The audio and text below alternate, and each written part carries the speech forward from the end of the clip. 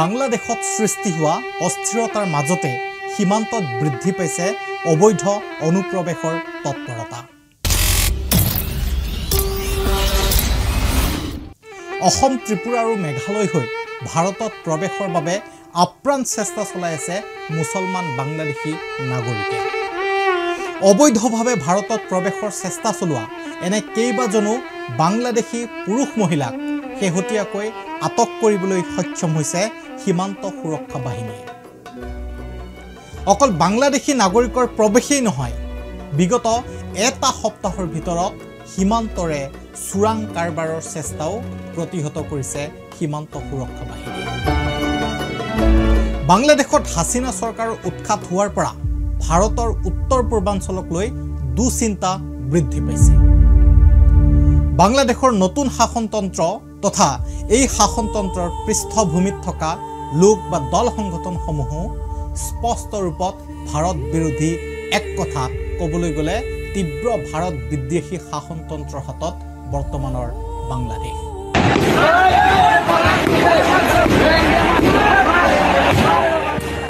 উত্তৰ পূৰ্বাঞ্চলক অস্থিৰ কৰি ভাৰতৰ ৰাষ্ট্ৰীয় নিৰাপত্তা বিঘ্নিত কৰাৰ গভীৰ ষড়যন্ত্ৰ ৰচিত হৈ আহিছে এই বাংলাদেশৰ ভূমি। শেহতীয়াকৈ এই দেশত স্থাপিত হ'ল এনে এখন চৰকাৰ বা শাসনতন্ত্ৰ যি স্পষ্ট ৰূপত প্ৰচণ্ড ভাৰত বিৰোধী। এনে প্ৰেক্ষাপটত যোৱা কেইটামান দিনৰ ভিতৰত ভাৰত বাংলা সীমান্তৰে অবৈধ অনুপ্ৰৱেশৰ বাবে চলা চেষ্টা বিচাৰ্যৰ বিষয় হৈ পৰিছে। প্ৰথমে আহিছোঁ অসমৰ প্ৰসংগলৈ। মন কৰক এই যুৱকজনলৈ। মানকাছাৰৰ এই যুৱকজনৰ নাম আলী হুছেইন। দেখাত তেনেই নিমাখিত যেন লগা আলী হুছেইনৰ দৰে লোক কিন্তু অসম তথা উত্তৰ পূৰ্বাঞ্চলৰ বাবে অতি বিপদজনক। এই আলী হুছেইন এজন দালাল, যিয়ে মুছলমান বাংলাদেশীক অবৈধভাৱে সীমা পাৰ কৰাই আনি ভুৱা নথি পত্ৰৰে তেওঁলোকক ভাৰতীয় বুলি প্ৰতিপন্ন কৰে। এই আলী হুছেইন এতিয়াও অসম আৰক্ষীৰ জিম্মাত। আৰক্ষীৰ হাতত ধৰা পৰা এগৰাকী বাংলাদেশী মহিলাৰ স্বীকাৰোক্তিৰ ভিত্তিত ৰঙাঘৰত সোমাল আলী হুছেইন। উক্ত বাংলাদেশী মহিলাগৰাকীক আটক কৰিছিল ধুবুৰী আৰক্ষীয়ে। ভাৰত বাংলা সীমান্তত বিস্তাৰিত হৈ থকা ব্ৰহ্মপুত্ৰৰ চৰে চৰে আত্মগোপন কৰি ভাৰতত সোমাইছিল মহিলাগৰাকী। বাংলাদেশ থেকে আমরা বাসে আসছি, তারপরে জঙ্গলে পাড়ি দিছি, দুইটা বাড়িতে ছিলাম, নদী পার হয়েছি, অনেক আমাদের উপর অনেক গেছে, মানে জানের উপর আর কিছু নাই। আসামে কোন দিন ঢুকছো তোমরা? আসামে আমরা শনিবার রবিবারে ঢুকছি। রবিবারে ঢুকছো? রবিবারে রাতে। নদী অঞ্চল পাইছিল আসার সময়? হ্যাঁ হ্যাঁ, নদী পাইছি আমরা, তিনবার করে নদী পার হয়েছি। বলতে পারো কোন দিক দিয়ে ঢুকছো? কোন পাল দিয়ে ঢুকছো? এখান থেকে ওই যে একটা চরে থেকে দেখা যায় আর্মি ক্যাম্প, মানে ইন্ডিয়ার বর্ডার দেখা যায়। বিএসএফ ক্যাম্প আছে? হ্যাঁ, বিএসএফ ক্যাম্পের আশেপাশে দিয়ে আসছো? হ্যাঁ, কালকে দেখছি ওরা মানে টোল দিতেছে। আচ্ছা, বলছে যে এটা আর্মি ক্যাম্প। এখন এখানে কেন? তুমি সকাল 7টা থেকে আসো এখানে? কে নিয়ে আসছো তোমাকে? ওই তো ওই দালাল জাগর সাথে আইছি, আমার সাথে দুইজন মহিলা একটা পুরুষ ছিল। তাগর সাথে থাকার কারণে আমি অতটা ভয় পাই নাই। দালাল নিয়ে আসছিল? বলা হয়েছে যে আমরা 4 জন একসাথে আমার স্বামীর কাছে আমার নিব। তারপরে 3 জনরে আলাদা করে, মনে করেন আলাদা করে রাখছে, আমার আলাদা করে রাখছে। এইদিকে থেকে আমার না জানায় 3 জনরে খোঁজে নিয়ে গেছে, তাও আমি জানি না। কে আনছে তোমাদেরকে? দালাল দুটোর নাম কি? একটার নাম হালিম আর একটা এই দেশেরই আলী। আলীর বাড়ি কোথায় জানো?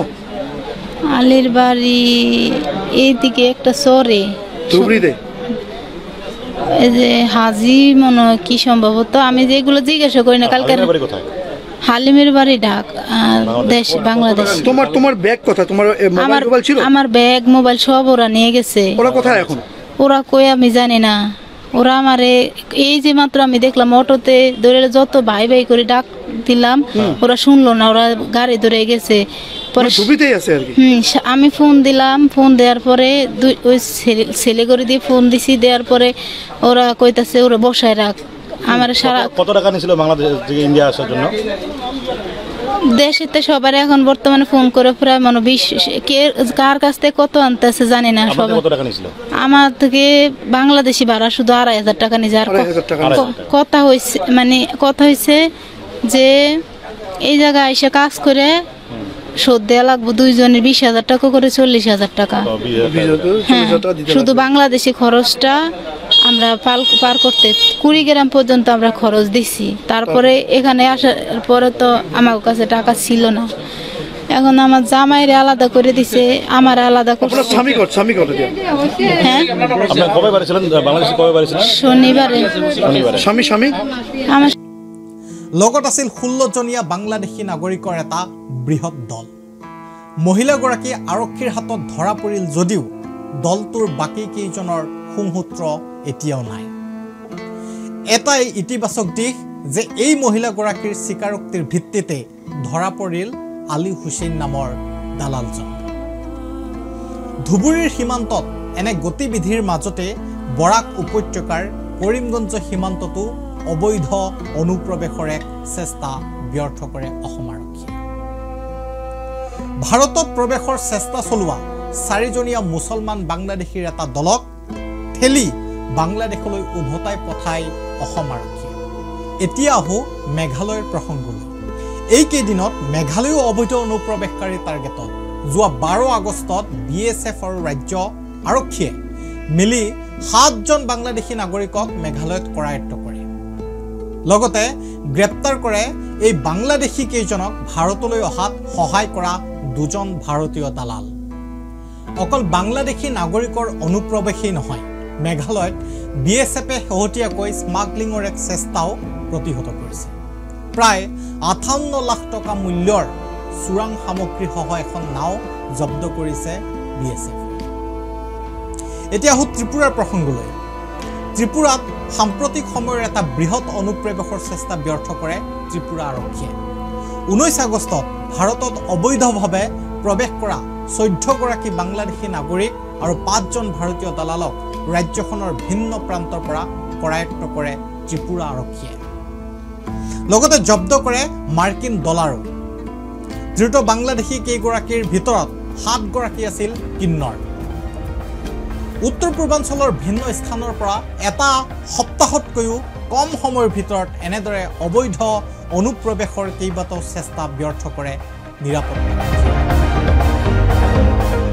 বাংলাদেশৰ ৰাজনৈতিক অস্থিৰতাৰ পিছত সীমান্তত যে নিৰাপত্তাৰ ব্যৱস্থা শক্তিশালী কৰি তোলা হৈছে তাৰি প্ৰমাণ এই ঘটনাৰাজি। উত্তৰ পূৰ্বাঞ্চলৰ ৰাজ্যসমূহৰ আৰক্ষী আৰু BSF সষ্টম হৈ থকা বাবেই এইদৰে অবৈধ অনুপ্ৰৱেশৰ চেষ্টা ব্যৰ্থ কৰিব পৰা গ'ল। আনহাতে আৰক্ষী আৰু BSFক সঠিক সহযোগিতা আগবঢ়াই আহিছে উত্তৰ পূব সীমান্ত ৰেলৱে সুৰক্ষা বাহিনী। এনি ৰেলৱেৰ তথ্যমতে 2024 চনৰ 1 জানুৱাৰীৰ পৰা 15 আগষ্টলৈ ৰেলৱে প্ৰটেকশ্যন ফ'ৰ্চে ৰেলেৰে ভ্ৰমণৰ চেষ্টা চলোৱা 225গৰাকী অবৈধ অনুপ্ৰৱেশকাৰী বাংলাদেশী নাগৰিকক আৰু 16জন ভাৰতীয় দালালক কৰায়ত্ব কৰিছে। তাৎপৰ্যপূৰ্ণ যে ইয়াৰে 22গৰাকী কৰায়ত্ব হৈছে বাংলাদেশৰ পৰিস্থিতি অশান্ত হৈ পৰাৰ পিছৰ সময়ছোৱা। নিৰাপত্তাৰক্ষীৰ তৎপৰতাত অবৈধ অনুপ্ৰৱেশৰ কিছু চেষ্টা ব্যৰ্থ হ'লেও পৰিস্থিতি বহু স্পৰ্শকাতৰ হৈ আছে। উত্তৰ পূব ভাৰতত অস্থিৰতা সৃষ্টি কৰাৰ বাবে বাংলাদেশৰ ভূমিত অহৰহ চলি আছে ষড়যন্ত্ৰ। এনে চক্ৰান্তত উত্তৰ পূৰ্বাঞ্চলবাসীক সুৰক্ষা কবচ দিবলৈ ৰাজ্য আৰু কেন্দ্ৰীয় উভয় চৰকাৰে কৰিণীয় আছে বহু। প্ৰিয় দৰ্শক, আজিৰ এই অনুষ্ঠানৰ পৰা মই বুদ্ধই বিদায় লৈছোঁ। পুনৰ লগ পাম নিউজ ভাৰতী এনিৰ বিশেষ অনুষ্ঠান ৰাষ্ট্ৰহিতৰ মাজত।